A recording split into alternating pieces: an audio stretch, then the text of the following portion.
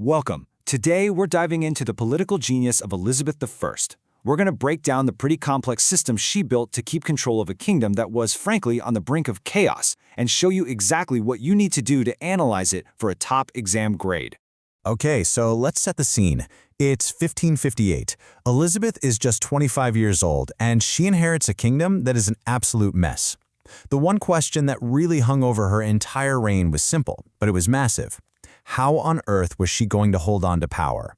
So, to really get a grip on her government, you first got to understand the sheer scale of the crisis she walked into.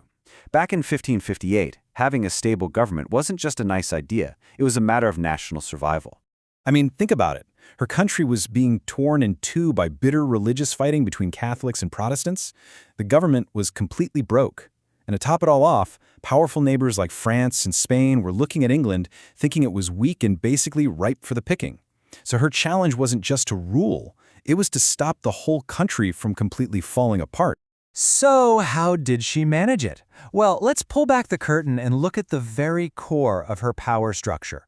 Her own personal authority and the small, super trusted group of advisors who helped her run the country day in, day out.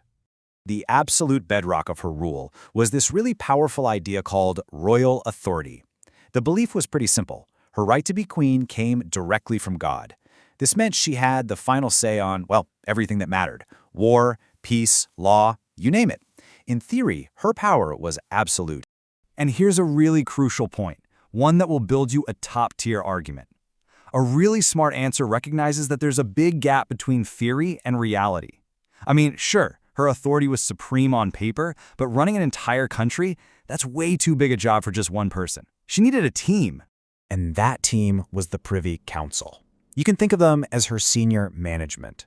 This was a small group of her most trusted nobles and advisors, people like William Cecil. She handpicked them not just because they were smart, but because they were fiercely loyal to her. And they met almost every single day to handle the real practical business of government.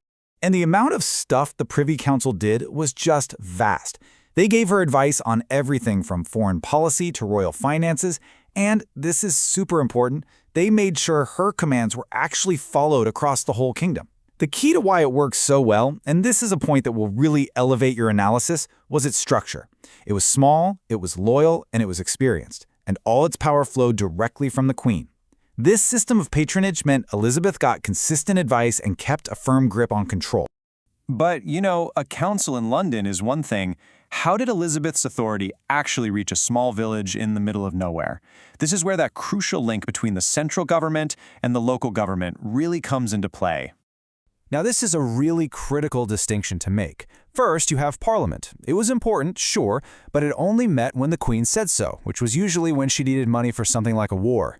Its main job was to turn the Queen's policies into actual laws. Then you've got the Justices of the Peace, or JPs. These were the unpaid local gentry who were the Queen's eyes and ears in every single county. They were the ones who actually enforced those laws. They had huge power locally, judging criminals, setting wages, dealing with the poor. And they did all this for free in exchange for status and royal favor, another brilliant use of patronage to keep control without having to pay for a massive bureaucracy. Seriously, make a note of this. Confusing the roles of Parliament and the JPs is one of the most common mistakes people make. If you can clearly explain it, Parliament makes the law, JPs enforce it locally, that's a really simple way to show an examiner you've got a high-level understanding of how things worked. Okay, now for the really high-level skill, evaluation. It's not enough to just describe the system. A truly excellent analysis has to weigh up its strengths and its weaknesses. This is what separates a good answer from a great one. So, on the one hand, the system had some really clear strengths. The Privy Council gave her expert advice from people who were completely loyal to her. The massive network of JPs gave her an amazing degree of control over the countryside. And this whole web of patronage, where all power and status came from the Queen, it commanded loyalty and created this remarkable stability that lasted for decades. But, and it's a big but, it was not a perfect system. The whole thing depended massively on Elizabeth's own personality and authority. What would happen if you had a weak monarch? Plus, the government was often short on cash, which meant it couldn't always afford to actually enforce its decisions. And even though she was powerful, Parliament could and sometimes did push back against her policies, especially on hot topics like religion and who she was going to So here's the crucial point. A really convincing argument has to be balanced. You can't just pick a side. The best answers explain how the government managed to be effective despite its limitations. That shows you can think critically about the evidence. Right, let's pull all of this together into a simple, practical blueprint that you can use to structure your exam answers on this very topic. Here you go. 1. Make sure you use key terms like Privy Council and royal authority correctly. 2. Don't just describe what these institutions are, explain why they mattered so much for Elizabeth's control. 3. Always connect the central government, the Queen and her council, to the local government of the JPs. And 4.